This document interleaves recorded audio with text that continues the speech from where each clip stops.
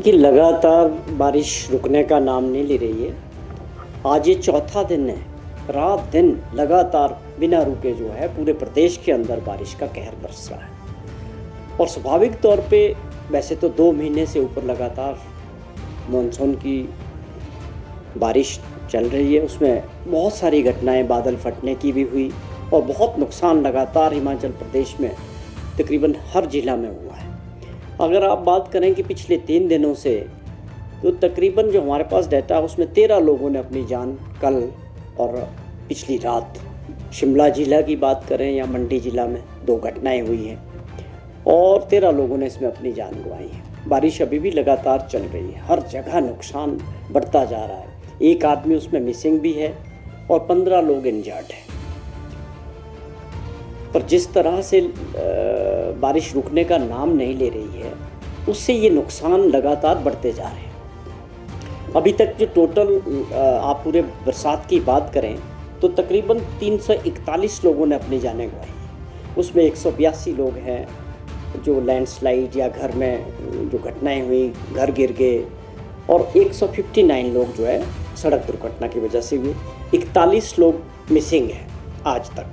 और आप जहां तक नुकसान का बात करें तो बहुत बड़ा नुकसान जो है प्रदेश के अंदर सड़कों का हुआ है। सबसे ज़्यादा नुकसान पीडब्ल्यूडी विभाग का, तकरीबन आप समझें से 1100 कुछ सड़कें अभी तक जो है बाधित हैं। 1150 से ज़्यादा सड़कें बाधित हैं और 2470 से ऊपर जो है बिजली के ट्रांसफार्मर्स और लाइन्स जो हैं ख़राब हुई है।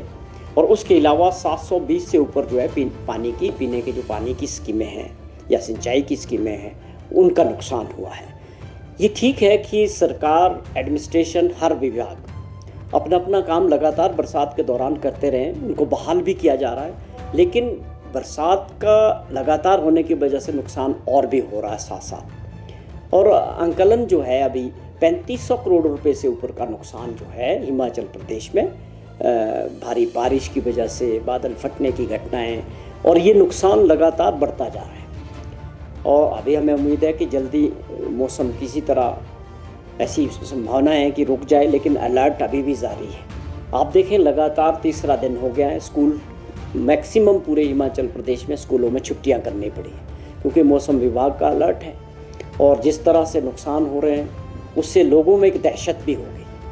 तो स्वाभाविक तौर पे इस वक्त जो हालात है हिमाचल प्रदेश में, माननीय मुख्यमंत्री जी ने विधानसभा के पटल के अंदर सेशन में इस बात का जिक्र किया कि पूरे राज्य को जो है आपदा राज्य घोषित किया। उसका कारण क्या था कि जो विपक्ष में भी जो लोग भी हैं, उन्होंने ये बात विधानसभा में अंदर भी कही कि हमें कोई किसी तरह की समस्या नहीं है, हम किसी के साथ भी चलने को तैयार हैं, चाहे वो नड्डा जी के नेतृत्व में हो, चाहे जयराम जी के नेतृत्व में हो।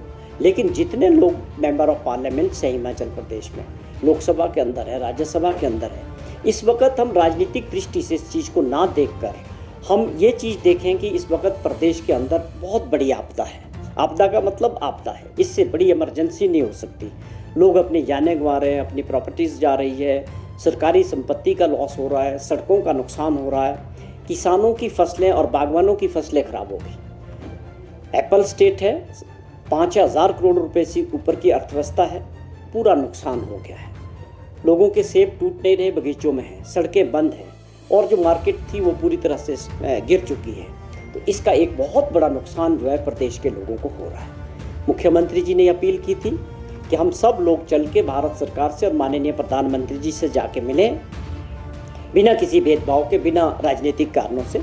और प्रदेश के लिए जो हमको एक स्पेशल पैकेज मिलना चाहिए इस वक्त, जिस प्रकार के हालात हैं, लोगों को मदद करने के लिए और प्रदेश को पटरी पे लाने के लिए साथ साथ बहुत आवश्यक है कि इसके लिए रिसोर्सेज की ज़रूरत है, पैसे की ज़रूरत है।